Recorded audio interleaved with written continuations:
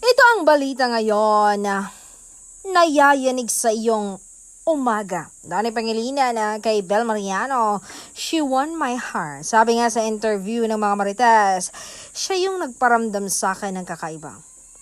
Hindi lang pag-ibig kundi respeto, suporta at iba pa. Alam mo yung buong-buo na pag-ibig na talagang nagpalambot sa aking puso.